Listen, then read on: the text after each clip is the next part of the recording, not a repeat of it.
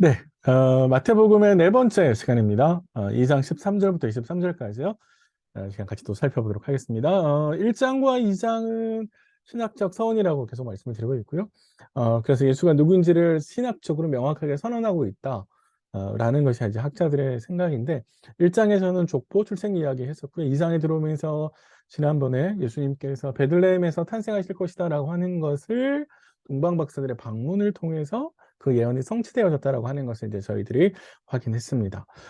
이상의 마지막에 있는 이제 요 단락은 예수님께서 애굽으로 내려가시게 되는데, 애굽으로 내려가셨다가 올라오시는 걸 통해서 마치 이스라엘 백성들이 애굽에서 빠져나오는 출애굽을 통해서 하나님의 구원의 역사를 경험하는 것처럼, 그리고 모세가 이스라엘 백성들을 이끌어내셨던 것처럼 예수님께서 바로 그런 모세의 역할과 견줄 수 있는, 그래서 새로운 모세, 새로운 구원자라는 그런 분이시다라고 하는 것을 보여줍니다. 내용은 그렇게 어렵지 않은데요.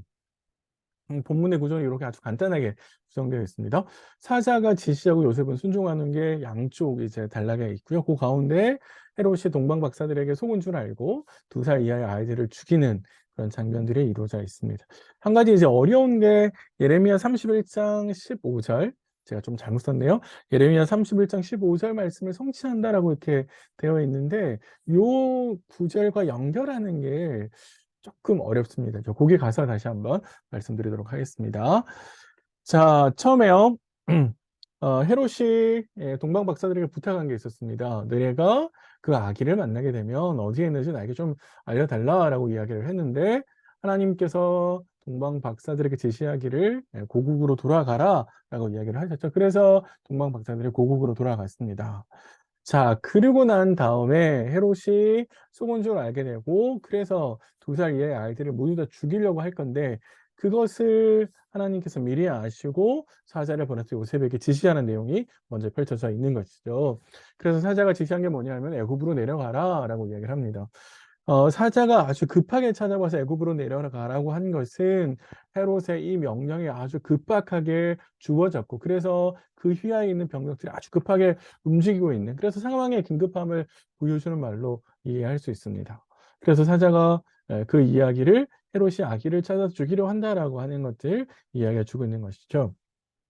음, 세상이 하나님의 백성들을 공격할 때, 지도자를 공격할 때 이런 방식은 오래전 애굽에서 모세를 죽이려고 했을 때, 바로가 아이들을 죽이려고 했을 때, 그때 하나님께서 기적적인 방법으로 어떻게 했습니까? 모세를 구원하셨죠. 그리고 하나님의 방법은 가장 위험한 적진인 애굽의 궁에서 하나님의 지도자로서 설 모세를 훈련시켰습니다. 공주를 통해서요. 네, 그가 하나님의 놀라운 역사이고 방법인데, 여기도 마찬가지로 하나님께서 요셉의 순종을 통해서 아기와 마리아를 데리고 애굽으로 내려가게 하신다라고 하는 것을 보여주는 것이죠. 그래서 하나님께서 모세를 보호하셨듯이 하나님께서 예수님을 보호하고 계신다라고 하는 것을 보여주고, 그리고 하나님께서 모세를 지도자로 세웠듯이 예수님께서 더 큰 구원을 위해서, 하나님께서 더 큰 구원을 위해서 예수님을 준비시키신다라고 하는 것을 보여줍니다. 자, 그래서 예수님의 애굽으로 내려가신 것은 선지자가 이야기한 것, 호세아 11장 1절의 말씀을 성취하는 거다, 이렇게 이제 설명하고 있는데요. 호세아 11장 1절에 그거죠. 애굽으로부터 내 아들을 불러냈다, 이렇게 이야기하죠. 이 말씀을 잘 한번 생각해 보십시오. 애굽으로부터 내 아들을, 그러니까 이스라엘 백성들이 애굽에서 나와서 하나님 백성이 된 게 아니라, 그들이 하나님 백성이기 때문에, 하나님 아들이기 때문에 어떻게 하신 거예요? 하나님께서 불러내신 거죠. 그게 바로 호세아 11장 1절의 사건 말씀을 보여주는 거죠. 그러니까 출애굽은 무슨 사건이냐라고 하면, 일반적으로 하나님 백성인 이스라엘을 만들어지는 사건이기도 한데, 동시에 그 이스라엘은 하나님의 백성이고 하나님의 아들이다라고 하는 것을 보여주는 사건이 바로 출애굽 사건입니다. 자, 그러니까 그런 점에서 보면 하나님이 자신의 아들을 불러내신 이 출애굽 사건을 지금 예수 그리스도가 재현하고 있고, 더 나아가서 궁극적으로 이스라엘 백성들이 행했던, 이스라엘, 근데 참 이스라엘이신 예수 그리스도, 그 예수 그리스도가 참 이스라엘의 머리로서 참 이스라엘 백성들을 만들어내신 분이라고 신약은 계속 이야기하거든요. 그러니까 그런 면에 있어서 예수님께서 애굽으로 내려가셔서 나중에 이제 올라오시게 되는 것은 오래전에 있었던 하나님께서 자신의 백성, 자신의 아들을 불러내시는 사건의 온전한 모습이라는 거예요. 마태는 그렇게 이해하고 있다는 겁니다.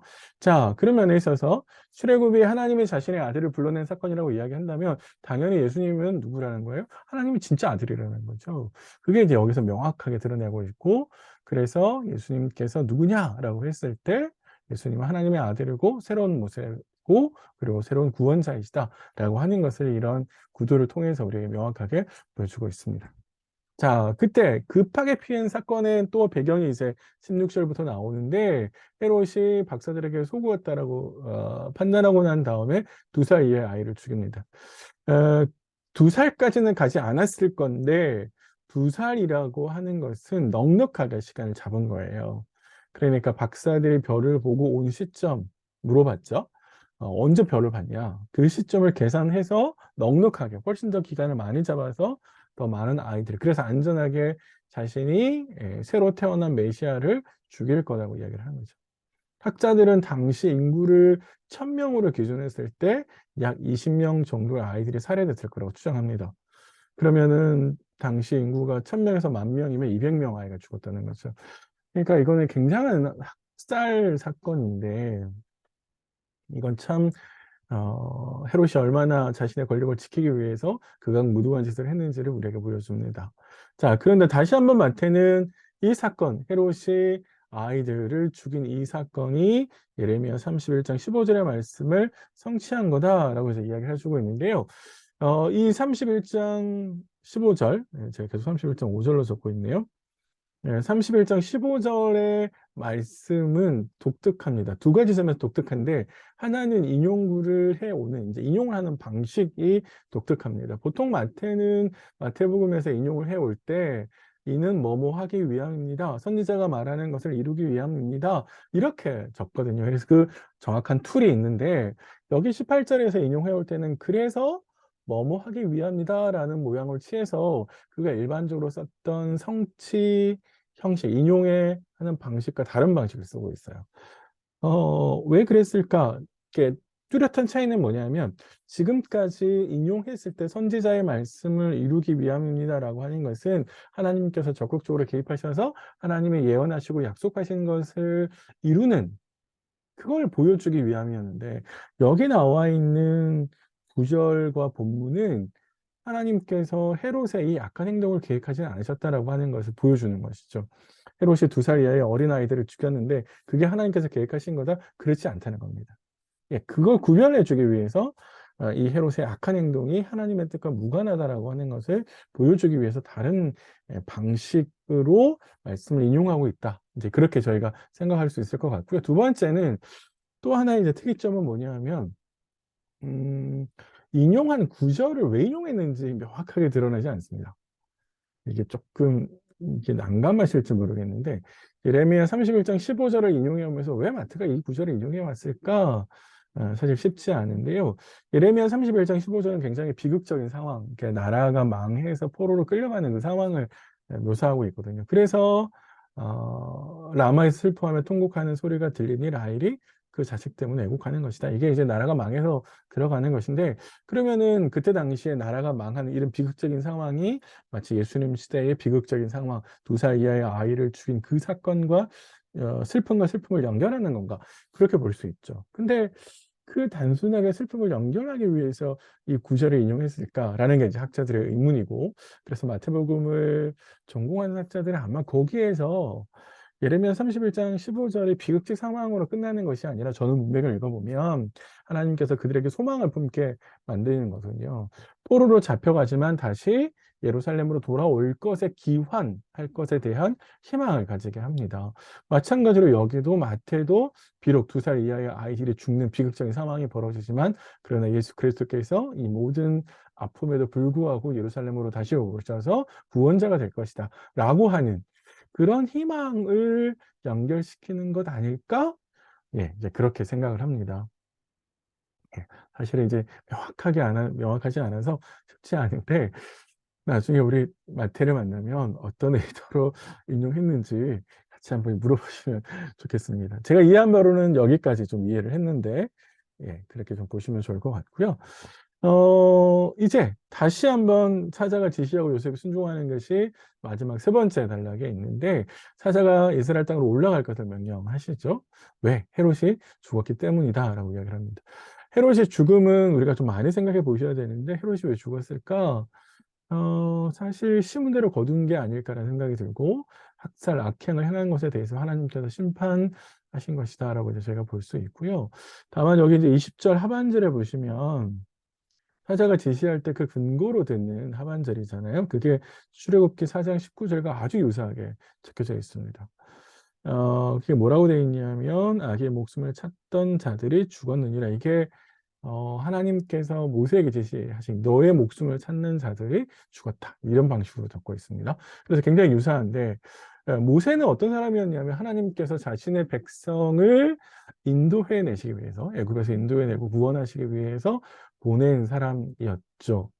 그런데 그 모세와 여기서 적고 유사하게 아주 이제 학살하는 사건이나 이런 것들 아주 유사하게 단어들을 적고 있는데 그건 모세가 예수님을 예표하고 있는 그래서 모세가 하나님 백성들을 이끌어내고 있는데 예수님은 새로운 모세로서 더 크고 온전한 구원을 위해서 하나님이 예비하셨다라는 건 점들을 우리에게 보여주는 것입니다. 예. 그래서 그러니까 사실 이제 히브리서 같은 데 보시면 모세가 예수님하고 비교가 되지 않은 인물이잖아요. 그래서 여기서 비교하고 있는 것은 모세라고 하는 그 사람 자체라기보다는 모세가 가지고 있는 역할이 뭐냐라는 것이고 하나님 백성을 이끌어 나오는 거잖아요. 마태복음에서 예수님의 묘사를 할 때 예수님은 새 이스라엘을 만드시는 분처럼 묘사를 하고 있거든요. 그게 이제 신약 전반에 걸쳐서 나오고 있는 생각이고 사상인데 그래서 새 창조하시는 새 이스라엘을 만들어내시는 분, 그래서 몰고 오시는 분, 뭐 이렇게 묘사를 합니다. 히브리서 11장에서는 믿음을 만드시는 분, 이렇게 이제 묘사를 하는 건데, 그래서 더 크고 온전한 구원을 위해서 하나님이 예수를 마련하셨다, 준비하셨다, 준비시키셨다. 이게 이제 이 본문이 연결시켜주는 점이라고 저희가 볼 수 있고요. 그래서 요셉이 순종해서 이스라엘 땅으로 돌아옵니다. 다만 이스라엘 땅으로 돌아오는데 곧바로 유대 지역으로 돌아오지 않, 그러니까 본 쪽으로 중심부로 돌아오지 않는 이유가 있었는데 그때 당시에 아켈레오, 이제 헤롯 대제가 죽고 난 다음에 나라가 네 개로 분할돼서 각각의 지역들을 분봉왕이라고 불리는 사람들이 다스렸거든요. 그 중에 한 사람이 아켈레오였는데 이 사람은 굉장히 나라를 험악하게 독재하는 흔히 철권 통치 이렇게 부르는데 그래서 백성들의 원성을 아주 많이 샀던 그런 사람이 있었습니다. 그러니까 이 사람이 있었기 때문에 어, 이제 여기로 이제 예루살렘 지역으로 오는 것을 굉장히 두려워해서 천사가 이제 나사렛으로 갈릴리 지방으로 가서 나사렛이란 동네에 정착하게 됐다라고 된 거죠. 자, 그런데 이제 나사렛으로 간 것도 이제 하나의 재밌는 것인데 선지자가 이렇게 예언한 것을 이룬 거다. 그게 이렇게 마태가 다시 소개하잖아요. 23절 마지막에 보시면 이런 선지자로 하신 말씀에 나사렛 사람이라 이렇게 칭할 거다. 그걸 이루기 위함이다. 또 한 번 성취다 이렇게 이야기를 하시는데 선지자의 예언이 어디서 어떻게 예수님께서 메시아가 오셔서 나사렛 사람이라고 불렸을까? 우리가 알고 있는 구약의 많은 본문들을 찾아봐도 이런 말씀은 이제 없습니다. 되게 찾기 어려워요. 그러면은 왜 이렇게 썼을까 마태가 학자들은 어떻게 추론하냐면 나사렛이라고 하는 동네가 당시에는 굉장히 멸시받고 천대받는 곳이었거든요. 요한복음 1장에 보시면 예수님을 소개하면서 나사렛 예수다라고 했을 때 또 한 제자의 반응이 뭐였어요? 나사렛? 나사렛에서 무슨 선한 것이 날 수 있어? 어떻게 나사렛에서 메시아가 올 수 있지? 이런 반응을 보이거든요. 그러니까 우리로 말하면 아주 그럴 수 없는 곳에서 메시아가 태어났다. 그러니까 당시에 나사렛은 사람들에게 있어서 인식이 그렇게 좋지 않은 곳, 아주 천대받는 곳, 멸시받는 곳, 그런 곳의 대명사였다라는 것이죠. 구약의 본문들은 메시아가 오셔서 고난당할 거다라고 하는 이야기들을 꽤 많이 합니다. 제가 꽤 많이 한다라고 하는 게 조금 어색하게 느껴질지 모르겠는데 메시아와 관련된 주류 예언들이 있고 메시아와 관련된 작은 예언들이 어, 중심이 아닌 약간 그런 예언들이 이사야서에 보면 있는데, 특별히 우리가 아는 이사야 53장이 이제 그 대표적인 얘기죠. 오셔서 사람들에게 많은 멸시와 질고를 당할 거다라는 것을 예언하는 말씀인데, 아마도 마태는 구약에 그런 메시아와 관련된 메시아가 오셔서 고난당할 겁니다라고 하는 그 예언들을 종합해서 이 나사렛 사람, 나사렛이라는 말을 통해서 하고 있는 게 아닐까. 그렇게 이제 추측을 할 수 있을 것 같아요. 그래서 요 예언은 구약의 어떤 특정한 구절을 인용했다라기보다는 구약의 여러 선지서들의 말씀을 종합해 보니 오셔서 멸시와 고난을 당할 거다. 그게 바로 나사렛 사람이다라는 말 속에 포함된 의미다. 예, 마태가 우리에게 이제 이렇게 이야기를 해주고 있습니다. 어렵지 않으시죠? 네. 자기 백성을 보호하시는 하나님이 이 본문 안에 명확하게 들어가 있습니다. 하나님께서 야곱의 가족들을 요셉을 통해 준비하셨듯이 하나님께서 그가 준비시키신 예수 그리스도를 요셉을 통해서 헤롯의 손으로부터 보호하시는 것. 그래서 하나님이 하나님의 사람을 보호하신다라고 하는 생각은 성경에 꾸준하게 묘사되어 있고요. 그리고 하나님의 백성들을 위해서 이렇게 예수를 준비시키신다라는 생각이 이 본문 안에 가득하게 있습니다. 헤롯의 만행도 우리가 생각해 보셔야 될 것 같은데요. 권력에 집착해서 눈이 멀게 되는 거죠. 메시아가 왔는데, 그리고 대제사장과 서기관들에서 많은 이야기를 들었을 텐데, 자신의 권력을 지키고자 메시아를 죽이잖아요. 이게 당시에 기득권을 가지고 있는 종교 지도자들도 거기에 편승을 하잖아요. 헤롯을 반대하지 않거든요. 이게 참 우리가 권력에 집착했을 때 인간이 얼마나 악해질 수 있는지, 그러니까 진리를 보지 못하게 하는 게 집착하게 되는 것이고, 근데 그 집착하는 대상이 권력일 뿐만 아니라 돈일 수도 있고 사람일 수도 있고 여러 가지일 수 있거든요. 뭐 우리 아이들도 그럴 수 있는 집착의 대상이 될 수도 있는데, 그런 점에서 한번 생각해 보시고, 두 번째는 그 헤롯의 권력이 하나님의 심판을 막을 수 있었나라고 하는 점입니다. 막을 수 없었거든요. 그러니까 이거는 인간의 권력이 얼마나 허무하냐. 인간의 권력이라고 하는 게 하나님의 심판 앞에서 뭘 할 수 있는 게 아니다라는 것이죠. 그러니까 그런 점에 있어서 인간의 권력이 얼마나 허무한지를 보여주는 좋은 증거가 될 수 있고요. 하나님께서는 자기 백성을 위해서 구원자를 준비시키시는 것. 근데 그 구원자가 누구냐면 자신의 아들 예수님이라는 거죠.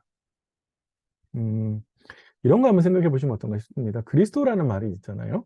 그리스도는 기름 부음을 받은 자라는 뜻인데, 그 구약에서 왕도 기름 부음을 받았고 제사장도 기름 부음을 받았습니다.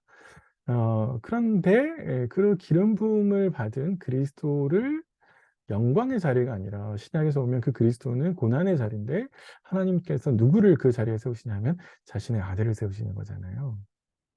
이건 뭐예요? 하나님이 세상을 얼마나 사랑하셨는지를 명확하게 보여주는 거죠. 자신의 가장 아끼는 존재를 보내시는 거거든요. 그래야 세상을 사랑한다고 말할 수 있겠죠. 그래야 하나님이 우리를 위해서 은혜를 베푸셨다는 이야기를 할 수 있거든요. 그래서 하나님이 자신의 백성을 위해서 예수님을 보내신 것은 세상을 향한 사랑의 증거를 보여주는 것이다 라는 것 기억하시고, 낮은 곳에 오신 예수 그리스도 나사렛 사람이다 라고 하는 것, 나사렛 사람 예수 그리스도를 쫓아가는 교회여야 돼요. 그러면 낮은 곳에 오신 예수님은 우리에게 낮은 곳에서 가난한 사람들을 위해서 사실 것을 이야기하고 있습니다. 자, 그래서 우리가 어디에 있어야 되냐면 낮은 곳에, 가난한 사람들의 모습에 있어야 된다라고 하는 것을 우리에게 말해줘 주고 있습니다. 그래서 높은 곳에서 어, 자신의 권력을 유지하려고 하는 그런 사람들 쪽에 있으면 안 된다. 그러니까 우리 시대 교회가 어디에 있어야 되느냐, 성도들이 어디에 있어야 되느냐, 어디에 시선을 두어야 되느냐, 그런 점에서 한번 생각해 보시라고 제가 말씀을 드립니다. 두 가지 정도만 한번 좀 적용해 보시면 좋겠는데, 하나님의 심판 앞에서 우리를 지켜주지 못하는 것들을 붙들지 말자라는 거예요. 헤롯이 권력에 집착했듯이 우리가 진리를 보지 못하게 하는 것들에 집착되지 말고, 근데 이제 우리가 하나님의 능력을 신뢰하지 못하면 계속해서 세상의 것들을 반대로 신뢰하게 되거든요. 그런 점에 있어서 내가 뭘 신뢰하고 있는가? 내 신앙의 밑바탕에는 뭐가 있는가? 내 삶을 지탱하고 있는 게 뭐인가? 그게 돈인가, 권력인가, 지위인가? 뭐 이런 점에서 한번 좀 생각해 보시라고 말씀을 드리고 싶고, 더 나아가서 예수를 보내셨는데 그 예수님의 삶을 우리가 좀 재현해야 되지 않을까 싶습니다. 예수가 사셨던 곳, 예수가 만났던 사람들, 오늘 우리 교회가 서야 되고 찾아가고 만나야 될 사람들이라고 저는 생각을 해요. 그래서 우리 시대 나사렛은, 그리고 우리 시대의 가난한 사람들은 누군지 우리가 같이 좀 생각해 보시면 좋겠다 싶어서 말씀을 드렸습니다. 예, 이 장에 있는 말씀까지 정리를 했고요. 이제 3장으로 들어가서 말씀을 좋겠습니다. 이 말씀이 우리에게 힘이 되었으면 좋겠다는 마음 가득합니다. 수고하셨습니다.